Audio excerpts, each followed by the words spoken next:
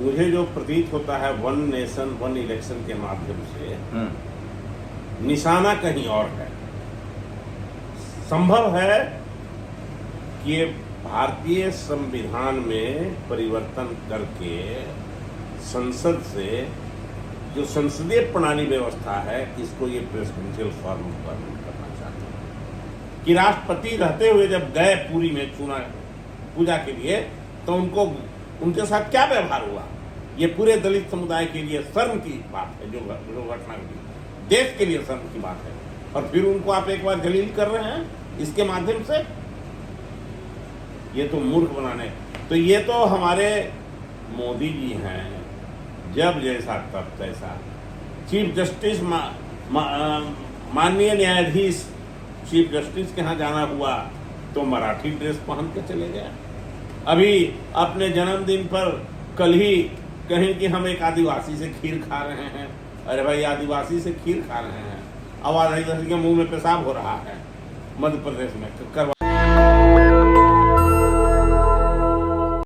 One nation one election पर cabinet की मुहर लग गई है, इस तरह की खबरें चल रही हैं। जल्द ही उसको संसद में लाया जाएगा। क्या है उसका इम्पैक्ट? मेरे साथ भारत के टॉप मोस्ट सीनियर नेताओं में से एक, जो बिहार विधानसभा, जो राजनीतिक रूप से सोशल जस्टिस की बात करें तो बहुत फर्टाइल लैंड है, उसके स्पीकर रहे, केंद्रीय मंत्री रहे, पूर्व स्पीकर और आरजेडी के सीनियर नेता और बहुजन आंदोलनकारी के रूप में आप जानते हैं उदय नारायण चौधरी जी हैं।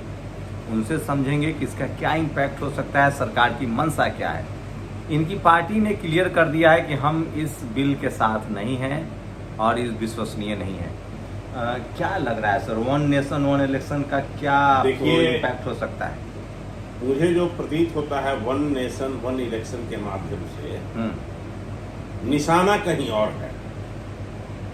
संभव है कि ये भारतीय संविधान में परिवर्तन करके संसद से जो संसदीय प्रणाली व्यवस्था है इसको ये प्रेसिडेंशियल फॉर्म करना चाहते हैं।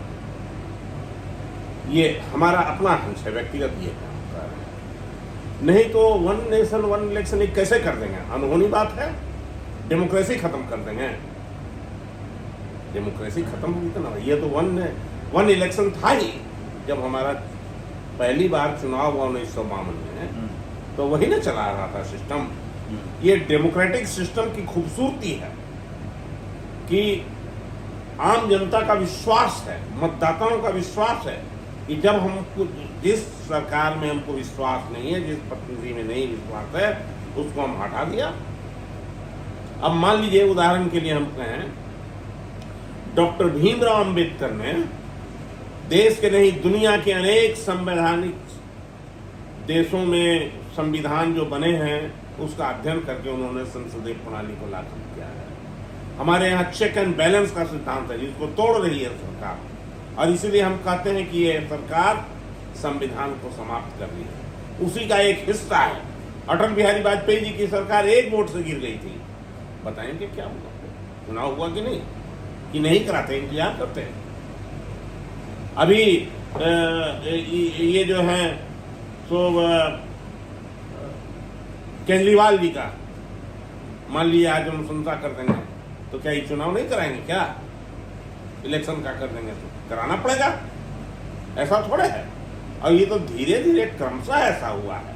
ये डेमोक्रेटिक प्रोसेस और हमारे यहाँ मजबूत हो रहा है, इसलिए कई इलेक्शन हो रहा है इसलिए, और ये होते रहेंगे। उनका तर्क है कि इससे देश का संसाधन बचेगा, टाइम बचेगा। 5 चुनाव तो करवाना चाहते हैं कि एक बार लोकसभा, विधानसभा, नगर निकाय, तीनों फालतू का ये उनका है। नहीं, चुनाव नहीं करवाना चाहते हैं। ये अगर चुनाव करवाना चाहते तो अभी यही हाल होता चुनाव आयोग का। चुनाव आयोग है क्या? हा? अभी ड्यू था, एक समय में चुनाव होता, महाराष्ट्र का, झारखंड का, जम्मू कश्मीर का, हरियाणा का। क्या हुआ हाल? 4 राज्य नहीं करवा रहे हैं लेकिन पूरा देश चाहता, पूरा देश चाहता। अनहोनी बात है। इससे क्या खतरा लग रहा है आपको कि वो ये प्रेसिडेंशियल सिस्टम में आना चाहते हैं? हमको लगता है कि प्रेसिडेंशियल सिस्टम में जाना चाहते हैं, इसीलिए ये सब नाटक हो रहा है। लोग कह रहे हैं कि आप ईवीएम हटा दीजिए और मैं वन नेशन वन इलेक्शन मान लूंगा।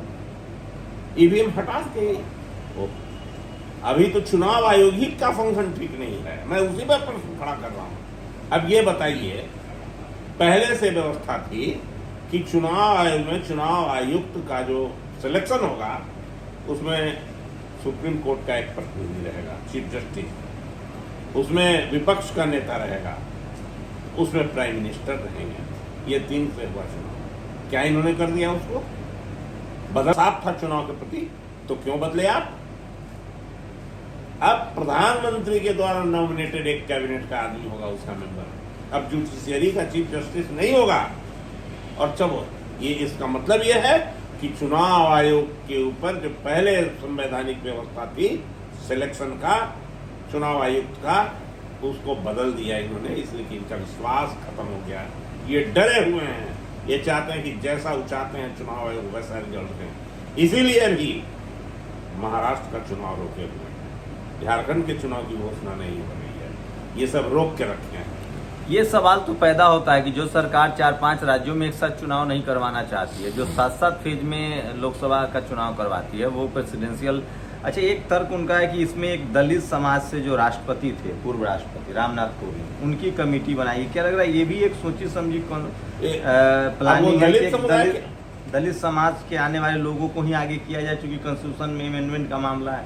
ये तो और दुर्भाग्य का विषय है कि जो व्यक्ति राष्ट्रपति के पद पर रहा उसको एक कमेटी अनुशंसा करने के लिए दे दी आपने। ये गरिमा का सवाल है।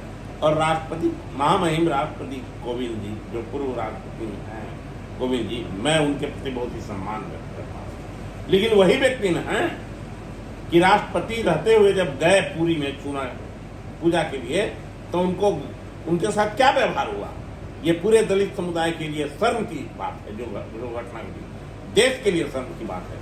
और फिर उनको आप एक बार जलील कर रहे हैं इसके माध्यम से। ये तो मूर्ख बनाने। तो ये तो हमारे मोदी जी हैं, जब जैसा तब तैसा। चीफ जस्टिस माननीय न्यायाधीश चीफ जस्टिस के यहाँ जाना हुआ तो मराठी ड्रेस पहन के चले गए। अभी अपने जन्मदिन पर कल ही कहीं कि हम एक आदिवासी से खीर खा रहे हैं। अरे भाई, आदिवासी से खीर खा रहे हैं, आवाज आदिवासी के मुंह में पेशाब हो रहा है, मध्य प्रदेश में करवा रहे थे। और अपने आप को वो सचमुच चीजों को बदल रहे हैं। बस कोई बदल नहीं। अगर अपने आप को कहें कि मैं तो बायोलॉजिकल हूं ही नहीं। आरएसएस की नहीं, अभी आरएसएस लगातार बयान दे रहा है कि हम छुआछूत खत्म। आरएसएस प्रमुख का लगातार बयान है कि कास्टिज्म खत्म हो, छुआछूत खत्म हो। ये लोग कहें कि हम मनुस्मृति को नहीं मानते हैं, अगर छुआछूत खत्म करना चाहते हैं तो, जाति खत्म करना चाहते हैं तो। ये लेकिन ब्राह्मण समाज तो अब बहुत आगे निकल चुका है, वो इस तरह के कहीं अलग आगे निकल जाए। ये व्यवस्था है ना, इस व्यवस्था का लाभ ले रहा है, कैसे आगे निकल जाएंगे? जहां तो आपको आरएसएस पर मोहन भागवत की बातों पर भरोसा नहीं है? कतई नहीं, अनहोनी बात है। क्यों नहीं कहते हैं कि मनुस्मृति को नहीं मानते हैं? है दम कहने का। क्यों नहीं कहते हैं कि महाभारत ये रामायण काल्पनिक है? ये बोलना चाहिए ना। जात तो ही से निकल के आई है भाई। एकलव्य का अंगूठा कटवाया गया, कहां से जात निकला? महिलाओं के बारे में क्या लिखता है? महिलाओं को कोई स्थान है क्या? चलिए, हम लोग अगर इतिहास को अगर छोड़ भी दें या धार्मिक अवधारणाओं को, जो कॉन्स्टिट्यूशनल राइट्स है SC ST OBC का, उसमें लगातार खबरें आती है। 1.5 लाख पद बैकलॉग है SC ST OBC का।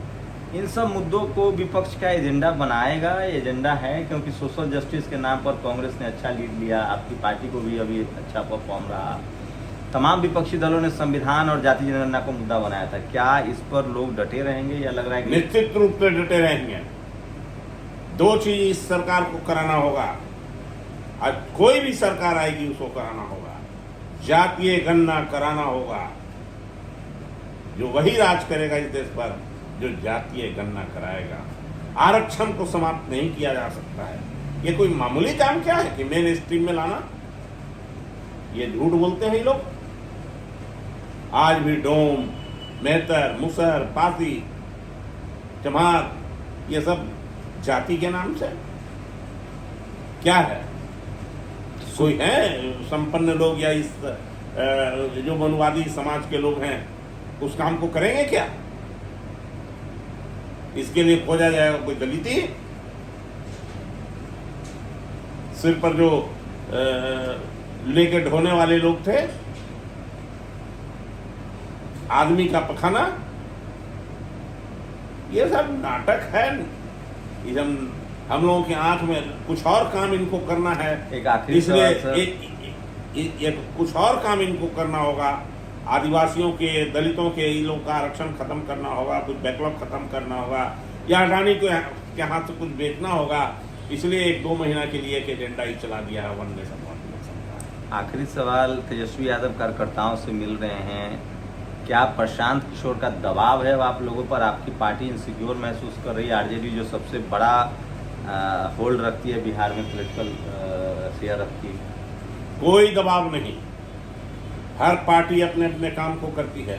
उसी रूप में राष्ट्रीय जनता दल भी अपनी काम कर रहे हैं, लेकिन और तेजस्वी यादव जो इस देश के युवाओं के आइकॉन हैं, अभी तुरंत कि आगे चुनाव में जाना है तो तैयारी तो करनी होगी एक ना। सवाल है सर, क्या जिस तरह से प्रशांत किशोर खासकर बैकवर्ड, दलित और अल्पसंख्यक समाज में अपनी पैठ बना रहे, जो आपका मतलब मास वोटर है, क्या आरजेडी अपने मुद्दों से हट रही है? क्या आरजेडी सवर्ण समाज की तरफ जा रही है और प्रशांत जो है वो बैकवर्ड दलित को जोड़ रहे हैं? सवाल नहीं पैदा होता है कि आरजेडी अपने मूल सिद्धांतों से हटके अलग हो जाए। सवाल नहीं पैदा होता है कि प्रशांत किशोर पांडे जी हमको कोई नुकसान दे सकते हैं, ये सवाल ही नहीं है। तो ये थे आरजेडी के कद्दावर नेता और स्पीकर रहे हैं, सामाजिक आंदोलन को भी गौर से देखा है और खुद भी सामाजिक भेदभाव को इन्होंने झेला है, जिया है और डेमोक्रेटिक सिस्टम से यहाँ तक पहुँचे हैं। इसलिए डेमोक्रेसी पर इनकी राय बहुत अहम हो जाती है, क्योंकि ये लोग वो सीनियर नेताओं में से हैं जो सरकार में रहे हैं, सिस्टम में रहे हैं और सरकार की मंशाओं को भांपना भी जानते हैं। क्या आपको भी लगता है कि वन नेशन वन इलेक्शन एक बड़ा खतरा है, या इससे चुनावी प्रक्रिया में ट्रांसपेरेंसी आएगी? आपकी राय बहुत ज़रूरी है। शंभू कुमार सिंह, नेशनल दस्तक, पटना। नेशनल दस्तक की आपसे गुजारिश है कि अगर इसको बचाना चाहते हैं तो नेशनल दस्तक को सब्सक्राइब करने के लिए रेड कलर के सब्सक्राइब बटन को दबाएं, फिर बेल आइकन की घंटी दबाएं। नेशनल दस्तक को बचाने के लिए बहुत जरूरी है कि हर खबर को शेयर करें, लाइक करें, कमेंट जरूर करें।